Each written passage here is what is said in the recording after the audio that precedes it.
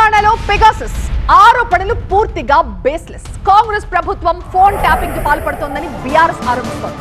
రేవంత్ రెడ్డి తన మంత్రుల ఫోన్లు కూడా ట్యాపింగ్ చేస్తున్నారు అని అంటోంది బీఆర్ఎస్. ఈ కేసును సిబిఐకి అప్పగించాలంటూ డిమాండ్ చేశారు. మరోవైపు బీఆర్ఎస్ నేతల వ్యాఖ్యలకి కౌంటర్ ఇచ్చారు కాంగ్రెస్ నేతలు. ఫోన్ ట్యాపింగ్ కేసును సిబిఐకి అప్పగించడం అంటే బీజేపీకి అప్పగించినట్టే అంటున్నారు. ఇజ్రాయెల్ టెక్నాలజీని వినియోగించి తెలంగాణ ప్రభుత్వం ఫోన్ ట్యాపింగ్ కి పాల్పడుతోందని ఆరోపించారు బీఆర్ఎస్ నేత ఆర్ఎస్ ప్రవీణ్ కుమార్. మంత్రుల ఫోన్లు కూడా ట్యాపింగ్ అవుతున్నాయని చెప్పారు.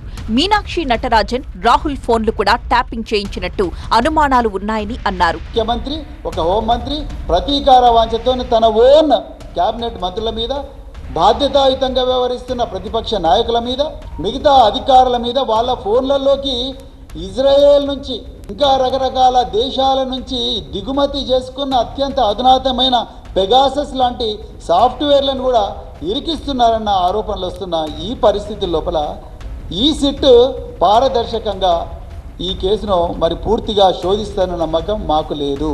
అందుకొరకే దీన్ని అర్జెంటుగా సిబిఐకి అప్పగించాల్సిందిగా తెలంగాణ రాష్ట్ర ప్రభుత్వాన్ని డిమాండ్ చేస్తున్నాం. ఫోన్ ట్యాపింగ్ పై బీఆర్ఎస్ ఆరోపణల్ని ఖండించారు కాంగ్రెస్ ఎమ్మెల్సీ అద్దంకి దయాకర్. ఈ ప్రభుత్వం కూడా ఫోన్ ట్యాపింగ్ చేస్తుందని చెప్పి అలా ఒక ఆధారాలు లేని ఆరోపణలు చేసే ప్రయత్నం కేటీఆర్ రూపంలో చేసిండ్రు ముందు. ఇక ఆయన చెప్తే ఎవ్వరు నమ్మట్లేరు కాబట్టి గతంలో పోలీస్ అధికారిగా పనిచేసిన సోదరుడు మిస్టర్ ప్రవీణ్ కుమార్ గారిని రంగంలోకి దించింది.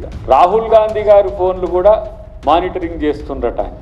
ఇలాంటి ఆధారాలు లేని ఆరోపణ వల్ల మీ క్రెడిబిలిటీ మాట పక్కన పెట్టు, లీగల్గా ఎన్నో సమస్యలు ఎదుర్కోవాల్సి వస్తాయి. ఆ చిక్కుల్లో పడాల్సిన సందర్భం వస్తుందని మిత్రునికి నేను హితవు చెప్తాను. ముగ్గురు మంత్రుల మధ్య పంచాయతీ పెట్టాలని బీఆర్ఎస్ చూస్తోందన్నారు అద్దంకి దయాకర్. ఈ ముగ్గురు మంత్రుల మధ్యన పంచాయతీ పెట్టేస్తే ఏంది మా ఫోన్ ట్యాపింగ్ చేస్తుండటని చెప్పి అనుమానం పెట్టాలంటే వాళ్ళు ఎంత పకడ్బందీగా కలిసి ఉన్నారో మీ యొక్క స్ట్రాటజీస్కు వాళ్ళ టాక్టిక్స్కు మా మంత్రులు మా పార్టీ వాళ్ళు ఎవరు వాళ్ళ ట్రాప్లు పడడానికి సిద్ధంగా లేరు. మీ పార్టీలో మీ ముఖ్య నాయకురాలు కేసీఆర్ గారి కూతురే నా ఫోన్ ట్యాపింగ్ జరిగిందని చెప్తున్నారు.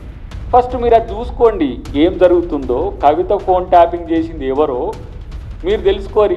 బీజేపీ బీఆర్ఎస్ ఒక్కటే కాబట్టి ఇద్దరు కేసును సిబిఐకి అప్పగించాలని డిమాండ్ చేస్తున్నారన్నారు ఎమ్మెల్సీ. సిబిఐ అంటేనే మీరు బీజేపీ బీఆర్ఎస్ కలిసి అన్నట్టు.